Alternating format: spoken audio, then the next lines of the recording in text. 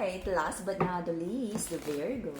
This is a Virgo Sun, Moon, Rising, and Venus collective bonus reading for the month of September.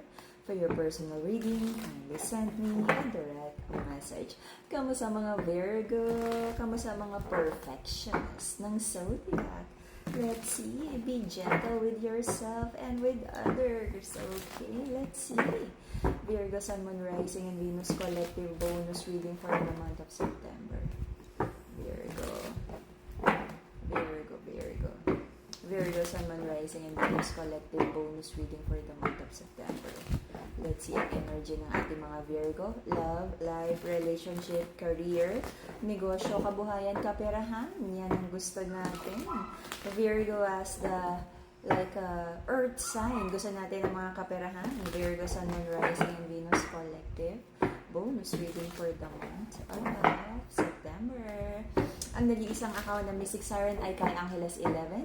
Yung dati nating account na Kai Angeles na hack, hindi ko na ma-open. Ignore any messages from that account.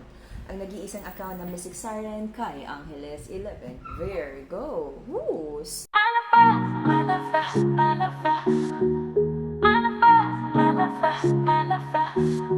Stalking. Bakit nag-i-stalk ang mga Virgo? Anong chismis? My God. At kung ano man itong mga nababalitaan, nakikita mo, hindi mo nagugustuhan, umiinit ang ulo ng ating mga Virgo. Sabi mo, napakaraming kasinungalingang lumalaganap sa mundo. Marami kang doubts. And very uncomfortable ang ating mga Virgo sa ganyang energy. Okay? Marami kang, alam mo, parang sa sobrang daming hanash sa paligid mo, parang napapabayaan mo yung career, yung growth, parang nadiderail, nawawala ka sa focus na dapat kabuhayan, kaperahan, personal growth, ang dapat priority mo. Stock ka ng stock, lagi kang nakikibalita, chismis, anong meron, anong ginagawa ng jowa mo, may kasama ba siya, may bago na ba siya, sino na naman ang bago, bago number 27 na ba to, pang ilan na ba sa linya, okay? You're trying to heal your finances, I don't know, parang nautangan, nadaya sa pera, you're spending too much, okay? Nangangarap ka pa rin ng maayos na pamilya. Gusto mo namang ibalik yung passion sa connection na to. Yun naman talaga ang gusto mong mangyari. But sabi mo, sa sobrang marami ka na oops. Aso ko. So, there's a masculine here. Sabi niya, lagi na lang may away. Pero aware siya na kaya may away at nawawala ng pake ang feminine. It's because meron siyang little white lies. Very manipulative sa story. Very controlled yung mga kwento, yung mga sinishare niya na natitrigger, especially kung feminine yung Virgo. Kasi the energy of Virgo is about like, you wanna know. Kasi nagkakaroon ng overthinking. Ngayon, kung may mga kulang sa storya, hindi mo makonek at may nararamdaman kang kakaiba, you just want clarity. But para sa person mo, it feels like inaaway, inaatake mo siya. So I feel you need to focus more on kabuhayan, kaperahan, and be quiet about the dreams na minamanifest mo para sa sarili mo. Okay? Meron ditong decision to reconnect, reconcile, but may on and off energy. Let's see. Woo! Maraming chismis, kalmahan, okay?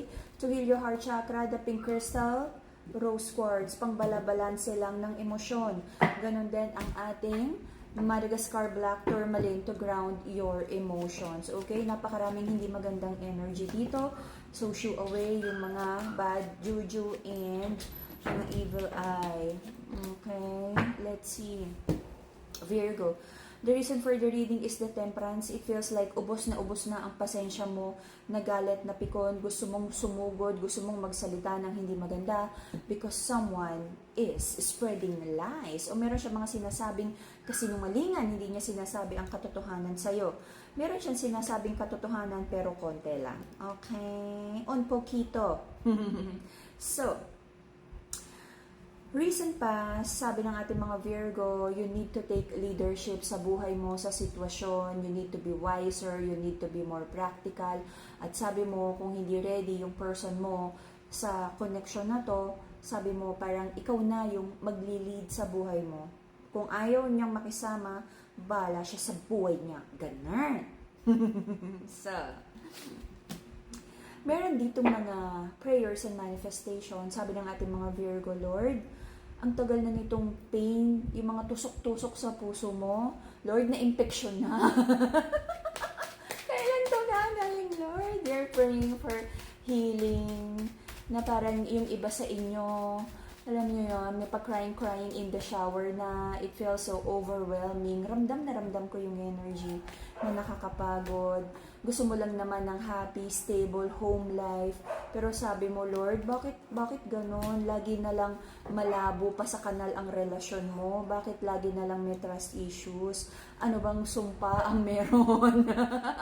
Kasi parang gusto mo nang magpatawas, okay? So, nananahimik na yun ang ating mga Virgo. Meron kang mga gustong sabihin, meron kang alam, meron kang nalaman, may na-chismis ka, may na-stalk ka, may nakita ka, may screenshot ka. Pero sabi mo for now, lip sealed, tahimik muna, nag-iipon ka ng pangsumbat. But alam mo, kung aatakihin mo every time tong masculine na to, mas kumakapal yung wall nyo apart, mas parang nagiging defensive siya. I don't think that helps. Pag-isipang mabuti, Virgo. Okay? Sabi ng masculine, sobra daw magsalita si feminine.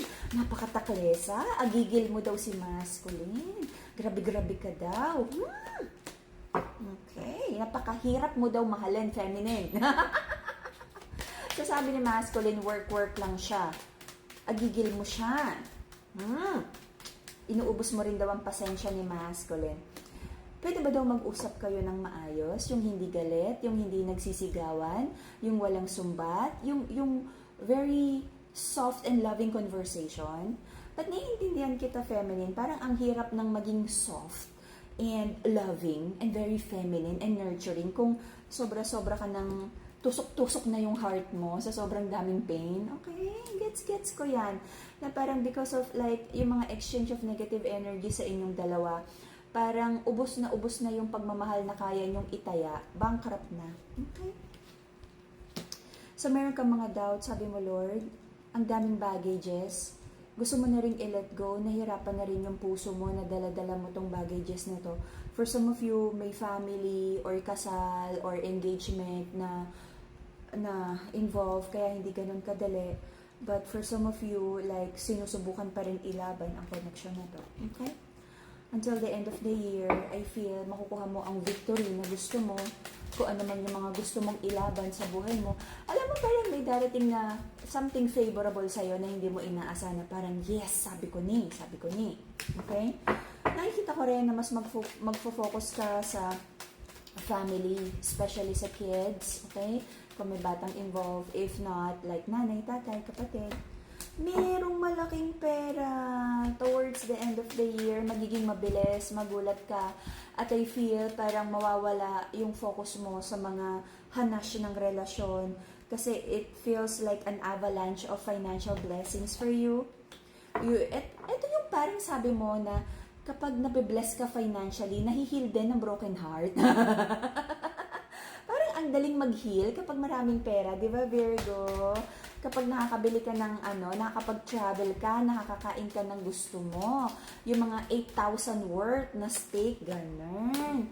I feel you'll have a new beginning, new mindset, makakalimutan mo na tong mga problema, and you'll be thankful kay God na parang, mababalansin mo yung sarili mo. This is the Virgo energy, okay? Thank God in advance sa magandang energy na to, and thank yourself for not giving up sa mga gusto mo. Alam mo, towards the end of the year, kung hindi man sobrang okay ang relationship, may darating sa'yo na sobrang magpapasaya. Kung may anak na involved, parang kayong dalawa ng anak mo masaya, and marami kang magiging achievements, mababago yung focus mo sa buhay, going towards mga bagay na gusto mo, may mga taong mararamdaman mo kung sino yung totoo at sumusuporta sa'yo. Okay? Manifesting Abundance, Brazilian Citrine. Intuition, connection with the divine, the purple crystal amethyst. Ang ganda ng reading. So I feel this is just the divine trying to tell you. The divine trying to tell you, to remind you to focus more on your goals, to focus on your growth, wisdom, glow up, focus on your family, kids, may parating na magandang biyaya, magugulat ka parang, rumaragasa ang swerte, ang pera. At pagdating nung time na to na nabe-bless ka ni God, sasabihin mong, ay, yung iniiyakan ko na pangit na yon, di naman pala mahalaga. Pera naman pala ang mahalaga, yung anak mo, yung family, mga kaibigan who turned into family. Alam mo, pera, feeling ko pera maghihil ng broken heart mo. And that's, alam mo yan, kanya-kanya eh. Alam mo yan, na parang kung hindi pa time for you, na parang, alam mo yan, kung hindi ka swerte sa love, may napakagandang swerte pagdating sa personal growth at pera, recognition. Okay? And that's enough, and that's enough achievement and blessing already for you to be thankful for, to end the year abundant, happy, recognized, and loved by the people na nakaka-appreciate sa'yo. Diba? Na parang bakit mo naman ipagsisiksikan ng sarili mo? Ba't mo habol-habulin yung pangit na yan? Diba? Alam mo, habang na-fall out of love ka, marirealize mo, ba't ko ba hinabol? Ang pangit naman. Ganon! Ganon. Alam mo, magkakaroon ka ng ganon. Aariba na naman yung pagka-Virgo mo, yung pagiging mapanglait mo. Alrighty, that was a very good reading, okay? And that would be the Virgo reading, bonus reading for the month of September. See you again in a few days for your October reading. Bye-bye, Virgo. And I'm so happy. Congratulations sa darating na blessings. Claim it and mag-thank you ka na kay God para sa parating na blessing. Bye-bye, Virgo.